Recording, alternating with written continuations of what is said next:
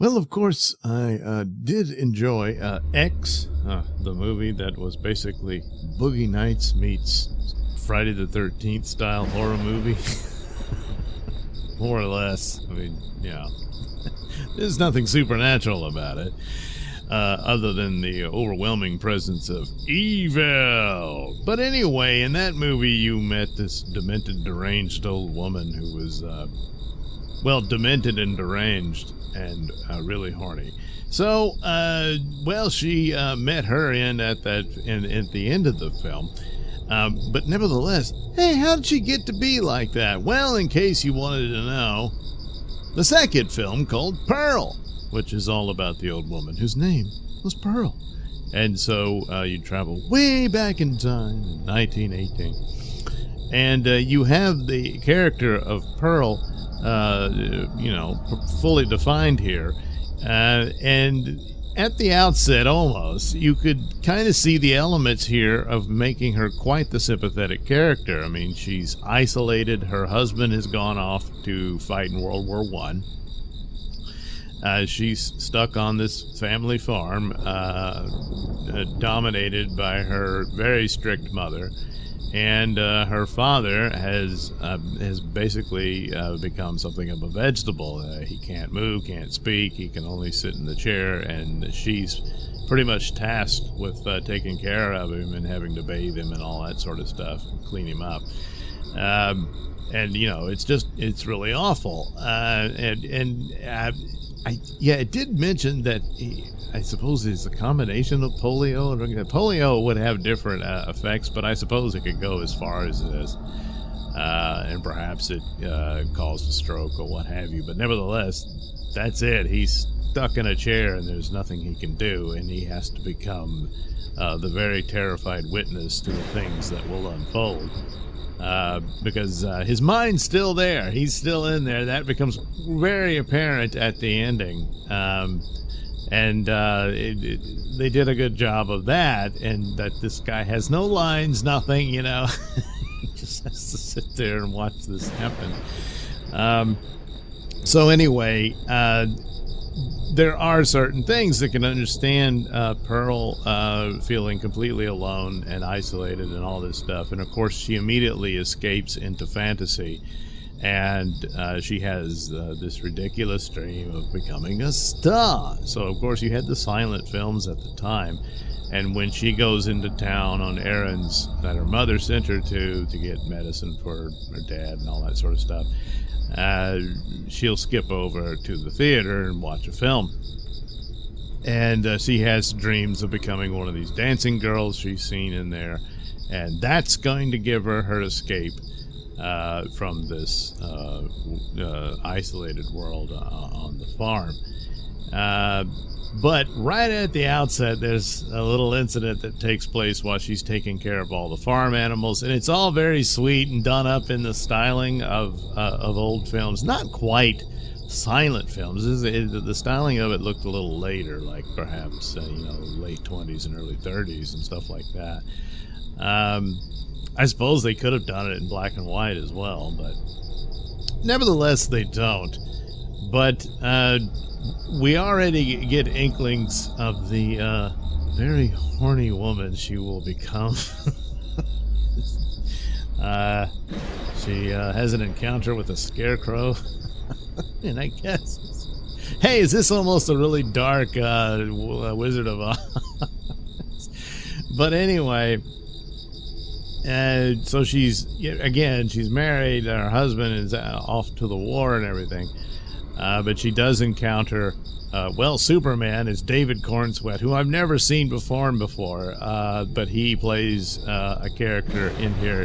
He works the projection at the movie theater and immediately sees an opportunity for, to get laid, which he does. But at a terrible price. So that's my introduction to the new Superman. But it doesn't go well for him. He obviously didn't have any of his Superman powers in this character.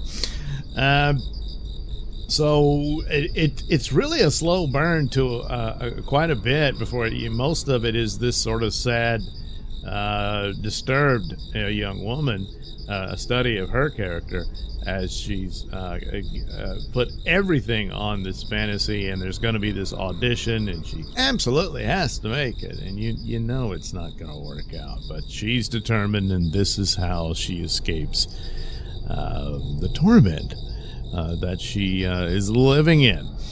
Of course, she strays with this other guy, but then she's starting to crack, and she reveals a lot of things and begins to lash out. Now, the murder actually takes place initially out of anger. There's a fight, but it's actually a bit of an accident.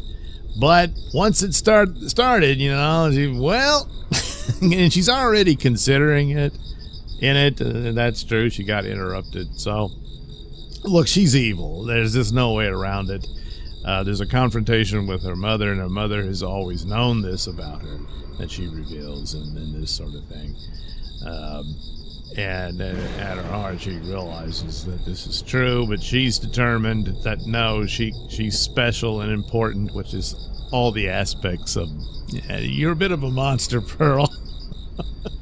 And so desperately in denial of the reality of herself, and yet one thing after another, and she kills quite a few here. And you do get an inkling of that. You saw elements of it in the X movie, especially what's in the lake, not just the hungry alligator. Boy, she's already got them trained this early, but also there were several cars in there, sort of like, Psycho, so we just get rid of the vehicles in there, and she has to do this, and so that's probably the first one. So for the next 70 years or so, she's just doing this. Because her husband does eventually return home from the war, and he has to clean up the mess. So without even having to go into that, that's the end at that point, because he's the one who's going to become the old man in the first movie. And all this time, I guess he's really devoted and in love with her, and he's the one she spares while she, I don't know, gets really horned up and then murders the other people she's had her way with. And he's got to clean up the mess, and dump their vehicles in the lake, stuff like that. But, the gator's well fed. So, Mia Goth does an excellent job playing this character. She did good in the first one too, but here it's really, she's got to carry the whole film. It's primarily her in this, and then boy, the ending, and even into as the credits roll, her facial expression, she can really do the crazy. So it's a fairly well done period piece, elements into it, and especially with the, of course, done during the time we were going through the pandemic and whatnot. Of course, in 1918, following the war, there was the Spanish flu, and people were wearing masks then too and stuff like that. They were wearing masks a lot because they didn't quite know what the problem was and that sort of thing. And then polio was one of those things that was quite the problem. It was very pervasive for quite some time.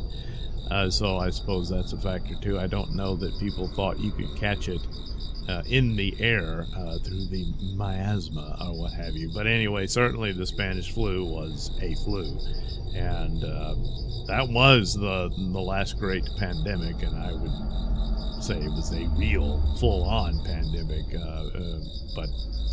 But anyway, I'm sure that fed into the narratives of what to do here. As far as doing a sequel that's actually a prequel and explaining this woman. Whereas, as I understand it, the third movie, Maxine, will continue on with, Maxine.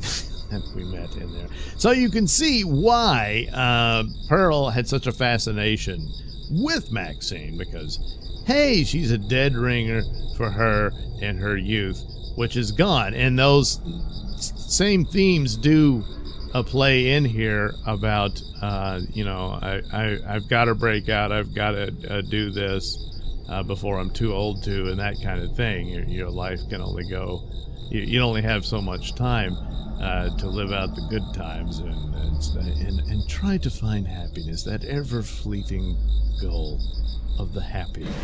Yes. So once again, that plays in it, but unfortunately, it doesn't just go sad, it goes very, very bloody. So there you go. Now these guys know what they're doing. I found it to be an entertaining movie, if quite disgusting, but, well, that's horror for you.